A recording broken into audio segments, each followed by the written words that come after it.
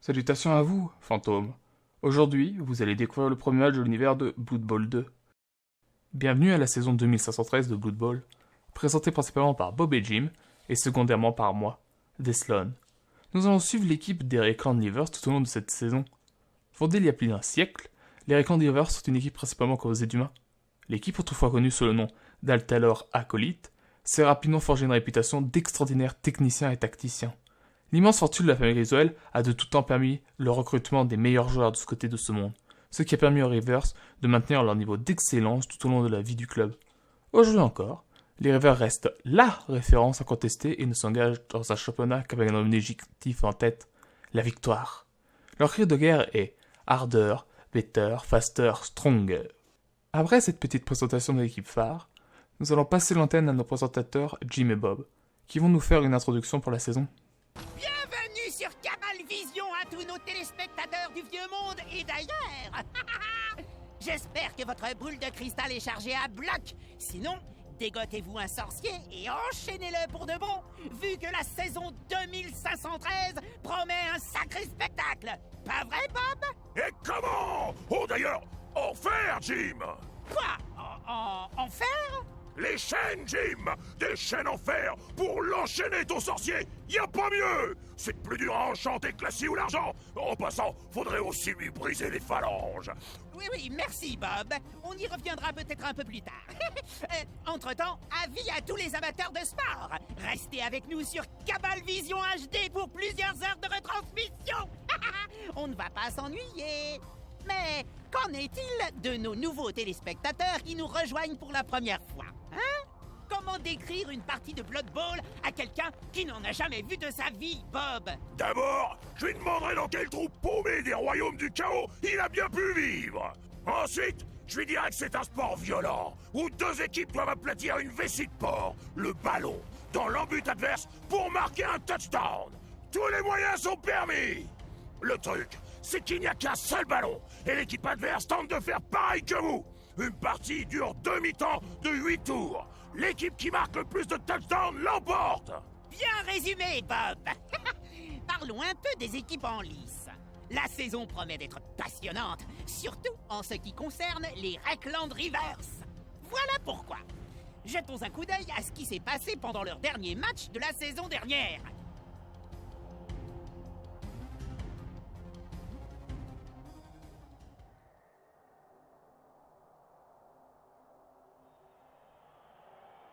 C'est le dernier match de la saison dernière.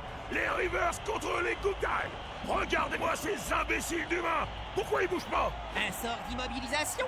Ils auraient pu le contrer, non? Regardez le numéro 16, Josh Kesherlup. Il reste là sans réagir pendant que cet orque noir lui flanque une dérouillée. Fichez bon à rien. Ils n'ont pas semblé très vifs non plus quand ce troll a attaqué, n'est-ce pas, Bob? Tu l'as dit.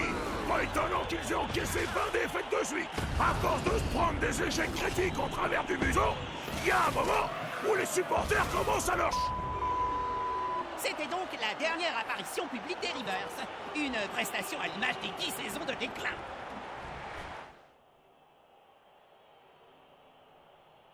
Pourquoi on les a pas virés, Jim? C'est ce que j'arrive pas à comprendre. La rumeur court que Gigi Griswell Jr., le propriétaire, n'a plus de quoi les remplacer. Ah! Ce bon vieux Griswell. À une époque, on le disait plus riche que toi, Jim. Il en est réduit à racler ses fonds de tiroir après avoir versé des salaires vertigineux à des joueurs comme Griff Oberwald pendant plusieurs décennies. Il faudra donc qu'ils s'en remettent au rebut de la saison dernière. Bref, voyons comment ils s'en sortent dans ce match de pré-saison. Dans ce premier match de pré-saison, nous verrons s'affronter les Recland Livers contre les Siegfried Hot Saints, équipe principalement composée d'humains. L'histoire de leur club commence avec les débuts du célèbre groupe de ménestrels, School Direction. Ces jeunes hommes talentueux ont rapidement atteint une notoriété sans égale, notamment auprès des jeunes demoiselles du vieux monde. Au fait de leur gloire, le groupe décida à la surprise générale de tout plaquer pour se lancer dans le Blood Bowl. Après tout, rien ne peut nous arrêter.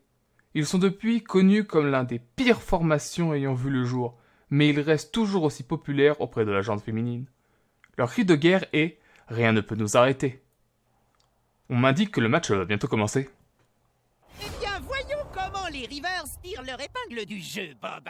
c'est leur premier match sous la houlette d'un nouveau coach, une rencontre amicale de pré-saison. Au Blood Bowl, y a pas de match amical qui tienne, Jim. Rien que ce mot amical. C'est un coup à finir au tribunal pour insulte aux bonnes mœurs. Ok, voyons ça de plus près. Voici une présentation de nos équipes qui sont prêtes à en découdre dans ce match.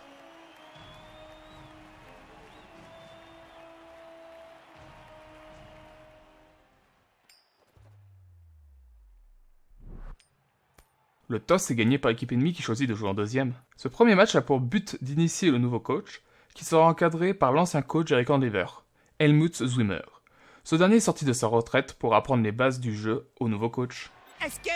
Ah non, c'est impossible. Là, sur le banc des Rivers, ne serait-ce pas le légendaire ex-coach Helmut Zwimmer? Mais c'est bien lui, Jim. Tu n'étais pas au courant? Pour rendre service à Gigi, Swimmer est sorti de sa retraite pour conseiller le nouveau coach. Le temps de quelques matchs. Et qu'en est-il de ce fameux incident qui l'avait poussé dehors? Tu veux parler de cette histoire de 2504 impliquant un duo de halflings, de la confiture et un hippogriffe embrouillé? Un incident regrettable. Rien n'a jamais été prouvé, cela dit. Même à la retraite, Helmut est resté un fidèle allié des Rivers. Une chose est sûre, il a de la bouteille, Bob. Le nouveau coach ferait bien de l'écouter. Pour aider le nouveau coach, Helmut a utilisé ses relations et a simplifié les premiers matchs de ce dernier. Il lui transmettra toutes ses connaissances au fur et à mesure des matchs. Pendant ce match, Helmut apprendra au coach les bases du jeu Blood Bowl, ainsi que tout ce qui concerne les déplacements sur le terrain. Avant tout, il faut être attentif à la carte personnage qui se trouve en bas à gauche de l'écran lorsque l'on sélectionne un joueur. On peut y trouver le nom du joueur, son rôle dans l'équipe, sa photo, et d'autres informations qui apparaîtront au fur et à mesure des matchs, telles que les compétences. Helmut explique que chaque joueur peut se déplacer d'un certain nombre de cases, qui est indiqué en haut à gauche de leur carte personnage. Par exemple, les blitzers peuvent se déplacer de 7 cases, tandis que l'ogre, lui, peut seulement se déplacer de 5 cases. Il explique également comment déplacer la caméra pour voir tous les endroits du terrain, que chaque joueur peut faire une esquive pour se déplacer de 2 cases supplémentaires avec un risque de trébucher, qu'un joueur peut bloquer un adversaire lorsqu'il est à côté d'un allié pour essayer de le mettre à terre, qu'une fois par tour, un seul joueur peut faire un blitz pour en faire un blocage à distance sur l'ennemi, que chaque joueur a autour de lui une zone de tacle et que lorsqu'un autre joueur passe dedans ou veut en sortir, il doit esquiver sinon il tombe en se faisant tacler, que lorsqu'un joueur tombe ou se fait bloquer, il lâche la balle et peut être relevé lors du prochain tour en cliquant sur ce dernier. Enfin, il explique qu'une fois par tour, l'équipe peut faire une seule passe et une seule transmission de balle. D'après les commentateurs, il manquait des membres vedettes de l'équipe d'avec Land Rivers. Je ne vois pas Griffo Barvad, le joueur vedette et le capitaine des Rivers, pas plus que Zod la bête. On devrait déjà le voir arracher la tête des 3/4 adverses. À croire que le quota de violence a été sérieusement revu à la baisse. Où est-ce qu'ils sont? Tu n'as pas entendu la dernière? Depuis le flop commercial de son parfum Fragrance de Griffe, personne ne l'a vu de toute l'intersaison. D'après la rumeur, ses investisseurs veulent récupérer leur mise. Je l'ai essayé, ce parfum. L'odeur était insoutenable. Et pourtant, je suis un ogre. Je préfère me rouler dans de la viande de gobelin plutôt que de porter ça. Et Zug, pourquoi cette absence? Eh bien, si on en croit la rumeur, il est forfait pour toute la saison. Les dernières performances des Rivers nous dissuadaient de rempiler. Mais peut-être que le retour d'Helmut Zwimmer changera la donne. Ça ne me plaît pas, Jim. Tout l'intérêt d'un match des Rivers, c'est justement de regarder Zug mutiler ses adversaires. Les mutilations, y a que ça de vrai. Après plusieurs blocages, les Reikland finissent par marquer un point pour leur équipe. Oh bah, c'est déjà fini. Les seins sont dégonflés, Jim. Les Rivers gagnent par forfait. Ça pourrait bien être leur seule victoire de toute la saison. Ça alors, j'aurais tout vu. Les Rivers ont gagné. Ouais, mais ils peuvent dire merci au sein. Oh, oh, oh, oh, flash spécial, Bob. Gigi a viré tous les joueurs des Rivers. Tu parles d'un scoop. Que Griswell fasse le ménage avant le début de la saison 2513 n'a rien d'étonnant. Il était temps même.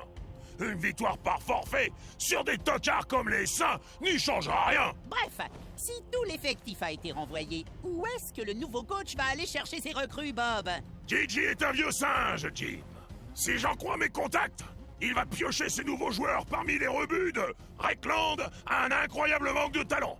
l'émission de télé-réalité sur Cabalvision. C'est plutôt risqué comme stratégie, Bob. Risqué, Jim? Des Snotling auraient fait mieux. Le nouveau coach a décidé de virer tous les membres de l'équipe pour prendre un nouveau départ avec de nouveaux membres lors du prochain tournoi. Ces nouveaux membres de l'équipe sont composés d'un homme nommé Debut Coupe-Gorge, de 4 blitzers nommés Stéphane Urquhart, Baron Panzerman, Arcot Hamlin et Barnabas Leopold, d'un lanceur appelé Tristan Doulist, d'un receveur appelé Arne Tigler, et enfin 5 3/4 qui se font appeler Harold Ullmann, Vicomte Ullmann, Detlef Bosch, Edwin Wolf et Barnabas Smootzer. Pour pouvoir participer au tournoi, le coach a dû aussi signer avec un sponsor qui se nomme Air Primal X3, des fabricants de crème pour polir les cloches. Ironiquement, c'est aussi le nom que les aficionados de Blood Bowl donnent aux équipes qui signent avec eux. Je rends l'antenne et vous dis à la prochaine pour un prochain match. Cela conclut le début de l'histoire des matchs de l'univers de Blood Bowl 2. A bientôt, fantôme, pour une prochaine vidéo.